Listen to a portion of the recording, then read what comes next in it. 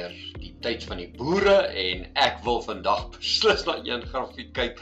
Hier is absoluut 'n baie moedelose boere in die ronde en dit is die witmielie prysgrafiek. Kan julle glo dat sedert Julie maand het die witmielie-prys gedaal van oor die R5.200 per ton na R3.720 terwyl ek hierdie opname maak.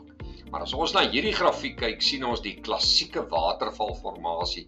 Nou kyk wat gebeur, hy gee eers 'n waarskuwing kers en dan begin hy val en hy bly daal. En hier het ons ten minste laasweek 'n pragtige, wat ons noem 'n biloorheersende kers gesien.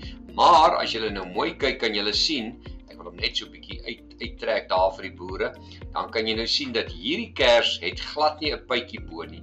En dit bevestig, dit is wat ons noem 'n bleskop kers. Dit is gewoonlik 'n baie positiewe kers en gewoonlik gee dit vir jou 'n omdraai. Maar as ons nou kyk na hierdie grafiek, julle kan nou duidelik sien die momentum is duidelik hier na onder en ek het nou hier 'n lyn vir ons ingetrek. Dit is die weerstandslyn wat hierdie prys onder druk hou.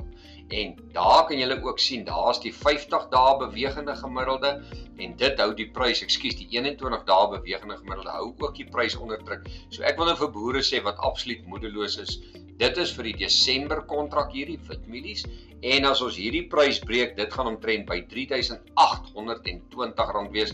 Dis ongelukkig nog R100 hier na bo. Kan ons baie maklik sien dat hierdie prys verskriklik hard skop. En hoekom sê ek dit? Daar was die laagtepunt. Hy het opgegaan, hy kom terug, hy gee vir ons 'n hoër laagtepunt. So terwyl hierdie prys bo en daar is die vlakkie R3.575 beweeg, is daar 'n sprankie hoop vir boere dat hierdie prys kan omdraai. En ek het dit al soveel keer gesê vir baie mense en vir op praatjies waar ek ook al was. Onthou net, kos is jy baie keer mee verkeerd, maar jy gaan beslis nie altyd verkeerd wees nie. Hoekom? Insetkoste raak hoër, arbeid raak duurder en al wat jy nodig het is jy soek 'n land wat skielik uit produk uithardloop, dan kan hierdie prys sommer skielik oornag styg, want jy kan net kry dat iemand Suid-Afrika besef dat Suid-Afrika sit met hope mielies en hulle het dit nodig en dan word daar 'n transaksie gedoen. As jy weer kom kry, sit hierdie prys sommer weer noord van R4.000. So kom ons hoop vir die boere so. En as jy dan nou koop boere en jy wil hierdie grafiek gebruik, koop bo R3.800, gebruik jou keerverlies van, daar is my keerverlies is op R3.648 en kom ek gee vir julle 'n paar teikens na boontoe. Die eerste op 21 dae is R3.852.